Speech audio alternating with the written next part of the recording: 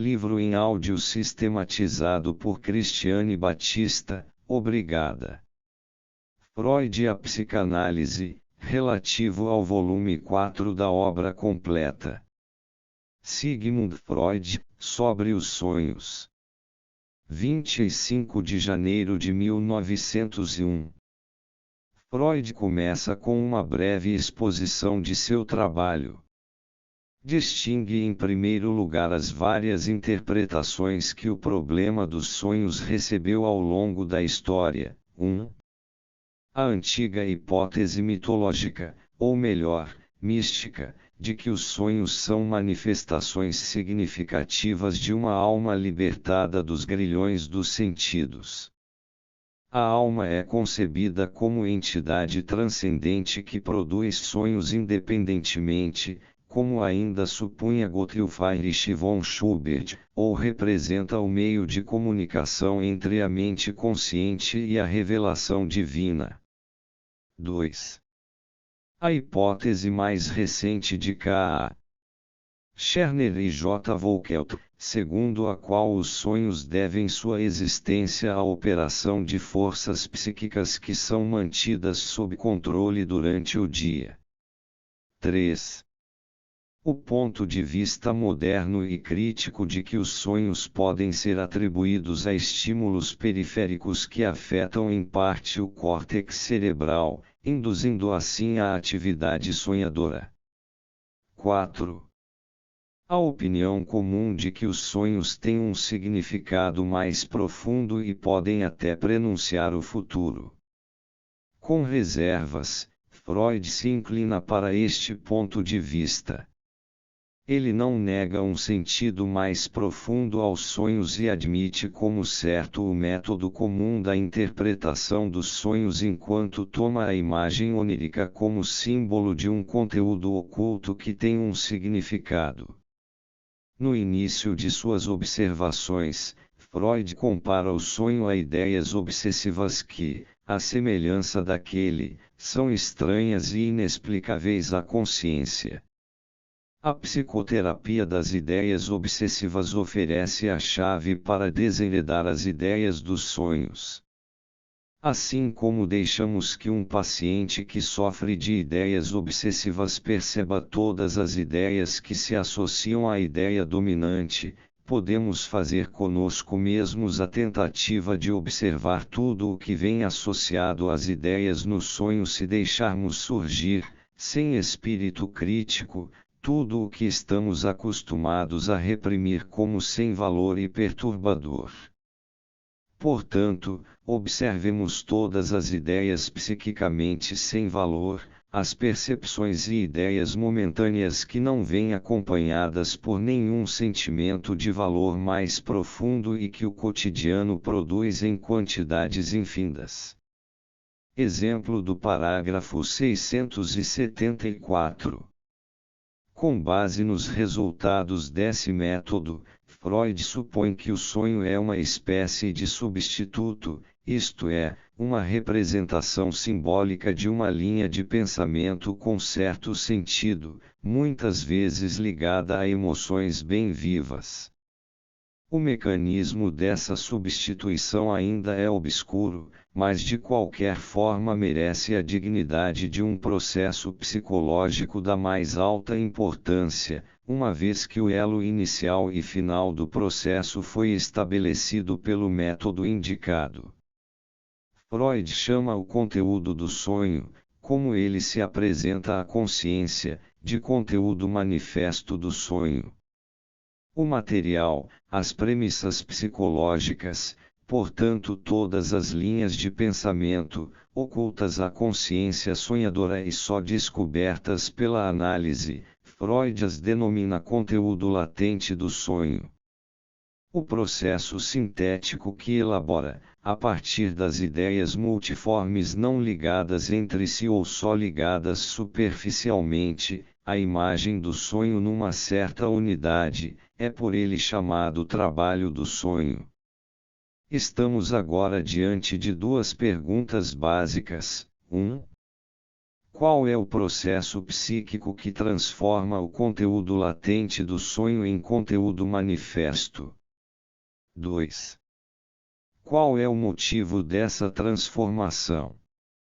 Há sonhos cujo conteúdo latente não está oculto de forma alguma, ou apenas um pouco, e que são lógicos e compreensíveis em si porque o conteúdo latente é essencialmente idêntico ao conteúdo manifesto.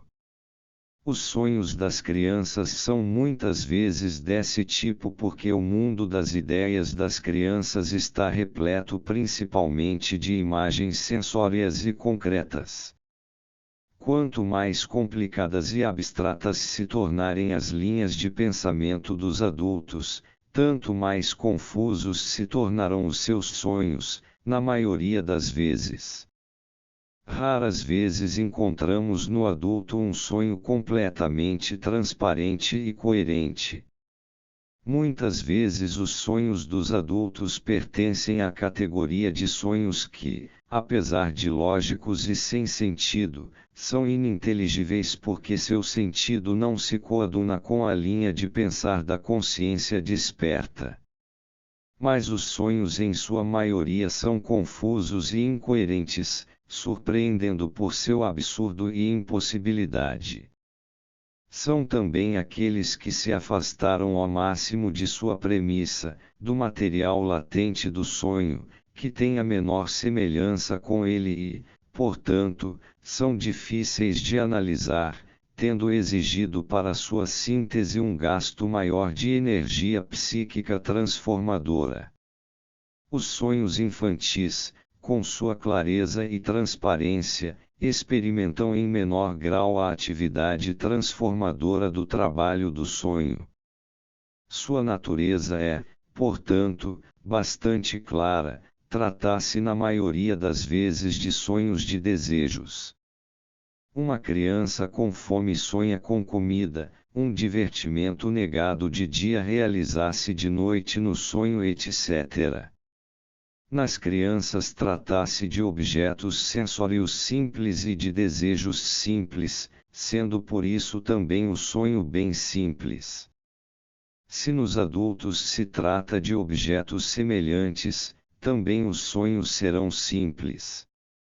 A este tipo pertencem sobretudo os chamados sonhos de conveniência que ocorrem em geral pouco antes do despertar. Por exemplo, está na hora de levantar, sonha-se então que já se está de pé, já se lavou, já se vestiu e está no trabalho. Ou, se existe um exame próximo, sonha-se que se está no meio dele, etc.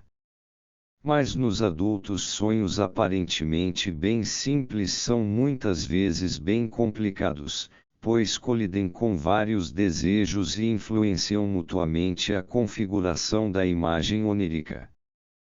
Para os sonhos das crianças e os sonhos de conveniência dos adultos, o autor coloca a seguinte fórmula: uma ideia que está no optativo é substituída por uma representação no presente.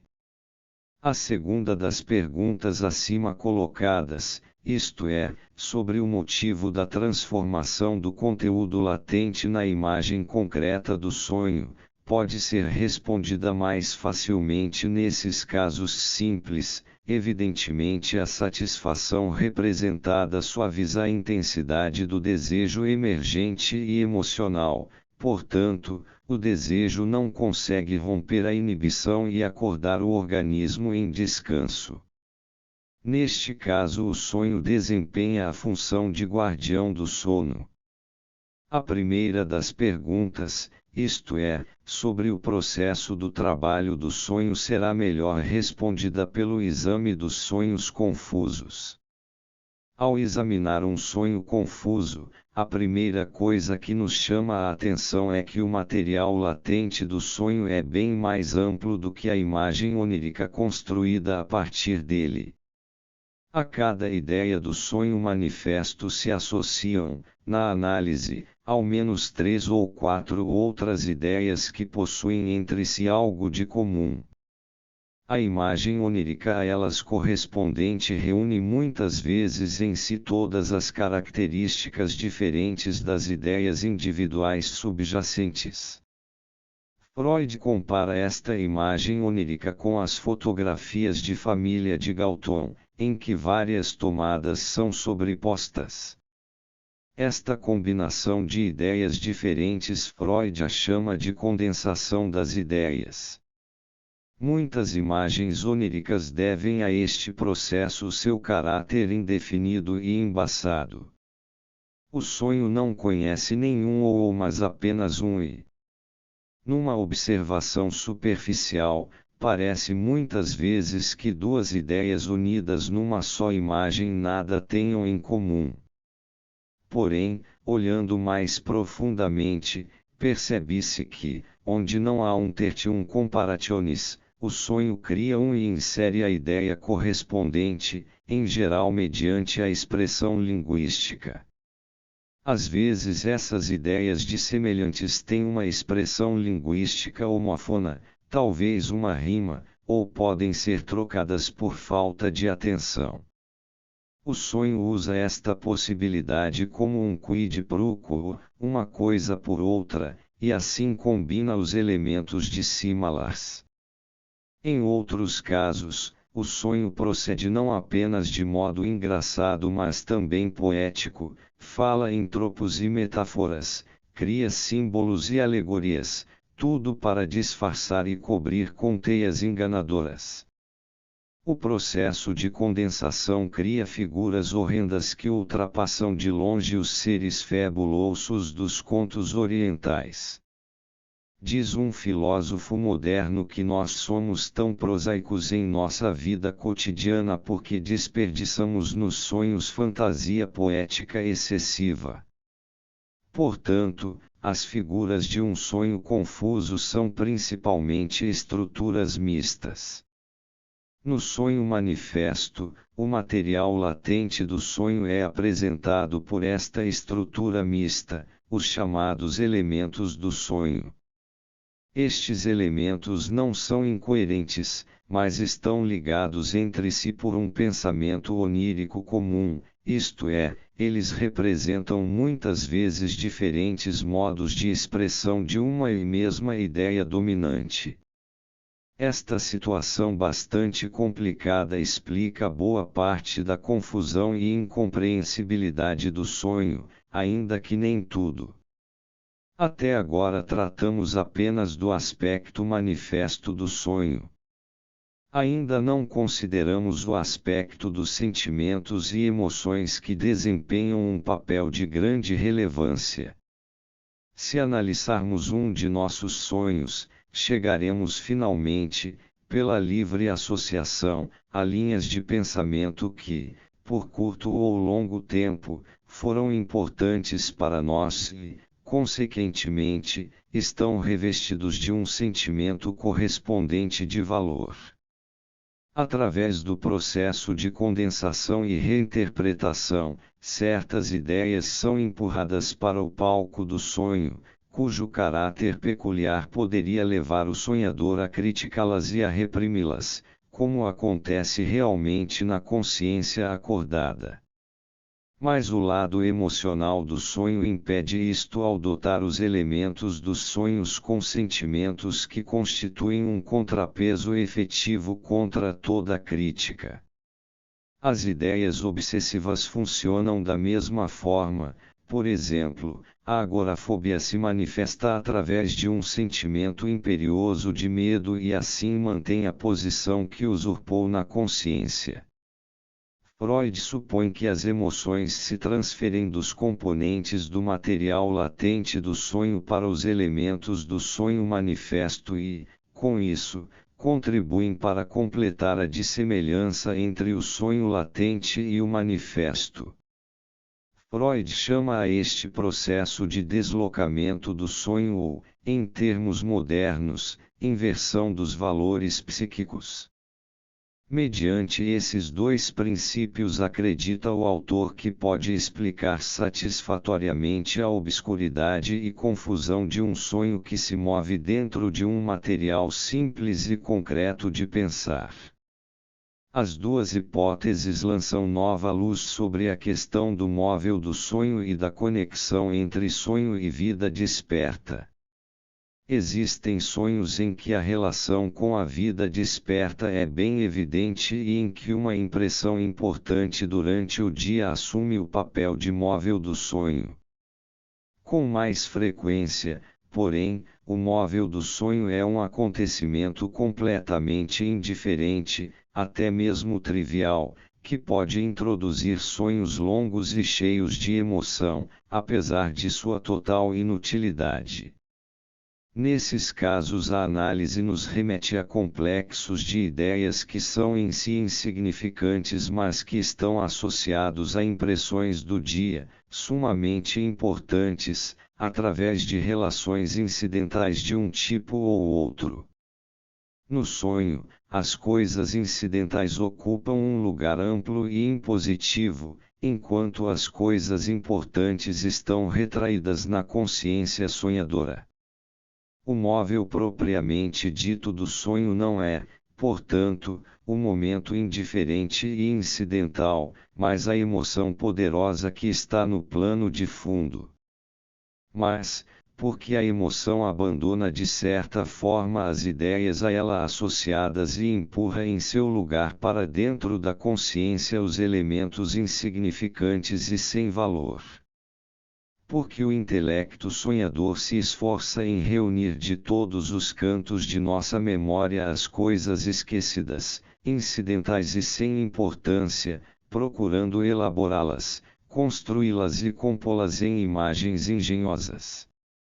Antes de buscar a solução dessa questão, Freud tenta indicar outros efeitos do trabalho do sonho a fim de lançar uma luz mais clara sobre os propósitos e objetivos das funções oníricas. O material que está à base do sonho abrange nos adultos, além de imagens visuais e acústicas da memória, inúmeras coisas abstratas que não são facilmente representadas de forma concreta.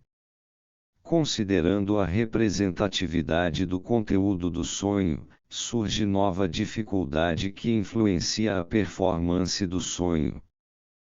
Para isto, o autor faz um pequeno excurso e descreve como o sonho representa relações lógicas para a representação visual das imagens sensórias.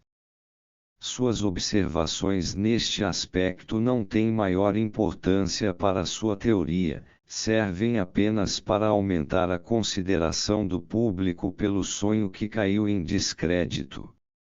Mas um notável efeito extenuante do trabalho do sonho é o que o autor designa pelo nome de composição do sonho.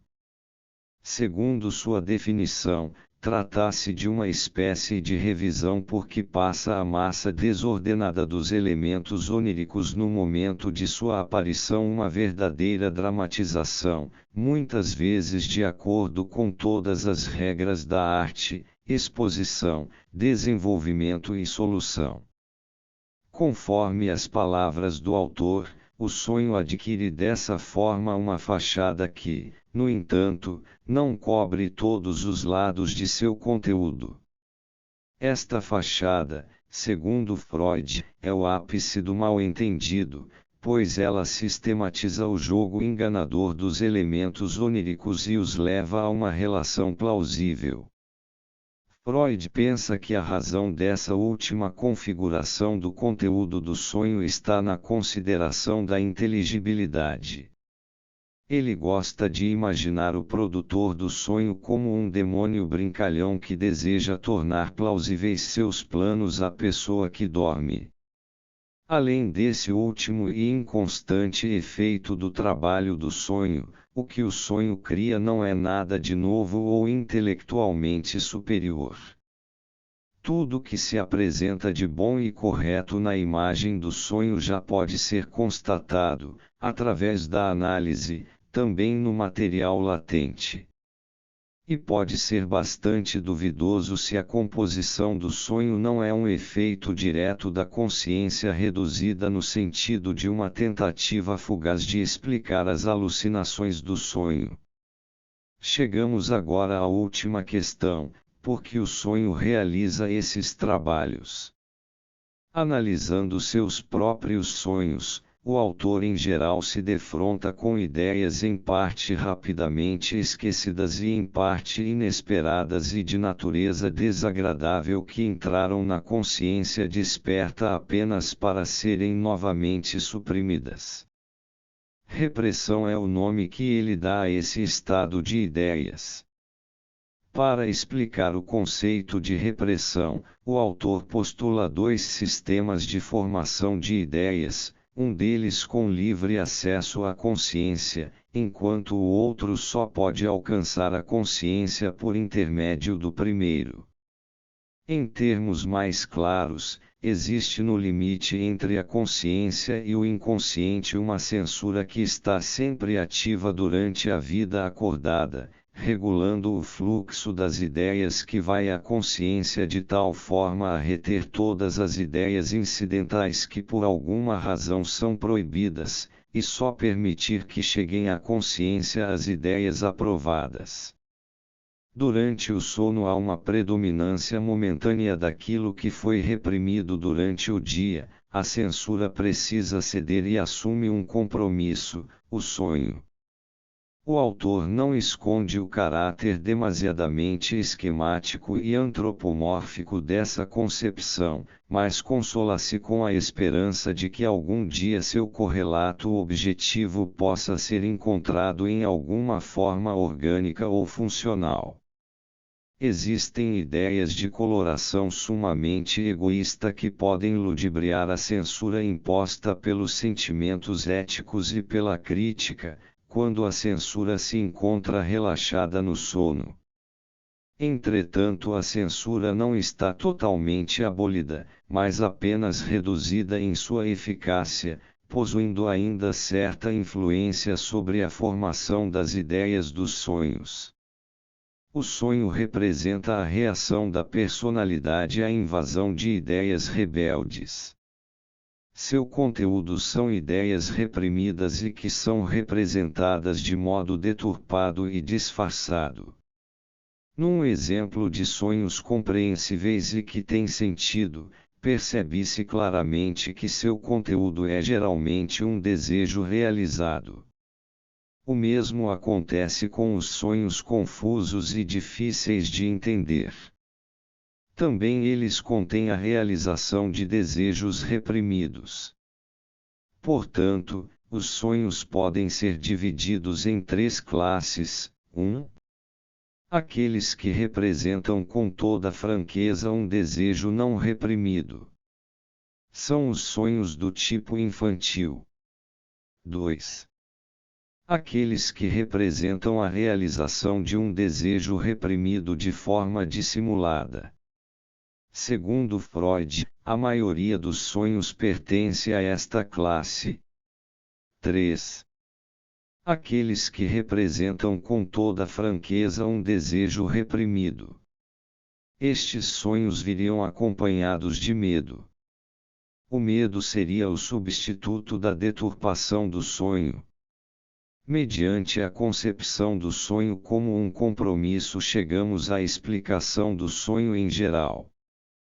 Quando a consciência desperta mergulha no sono, diminui também a energia necessária para manter a inibição contra a esfera do material reprimido.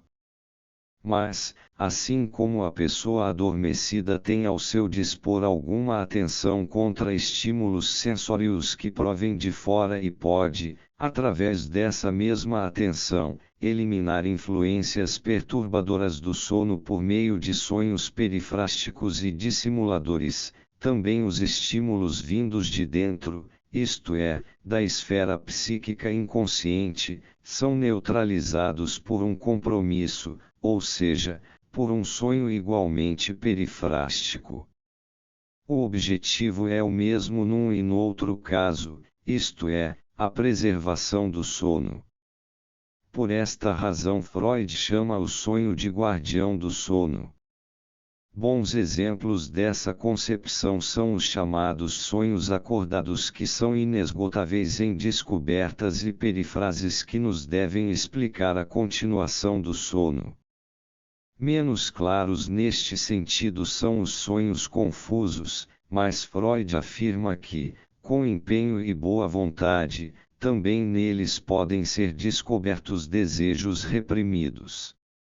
Aqui ele adota um ponto de vista algo unilateral, pois tanto o desejo quanto o oposto dele, isto é, o medo reprimido, podem ser o móvel do sonho. Este medo, manifestado sem reservas e muitas vezes de modo exagerado, faz com que a explicação teleológica dos sonhos pareça duvidosa. Freud, sonhos. Conteúdos.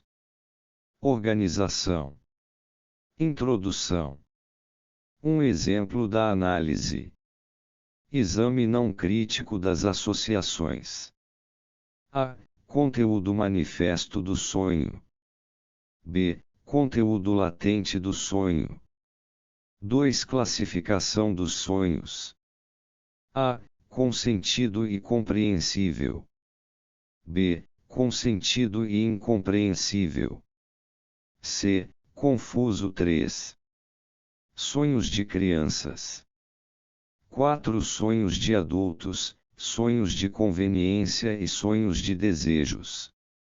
5. Causas da estranheza dos sonhos.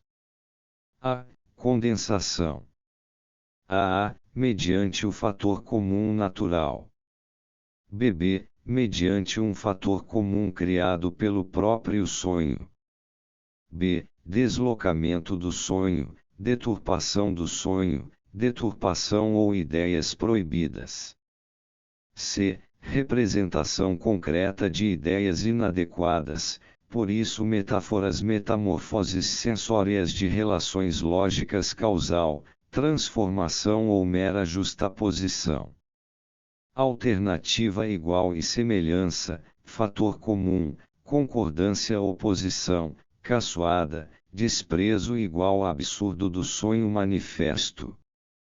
D. Composição do sonho visando a compreensão. I. Representação de desejos e pensamentos reprimidos.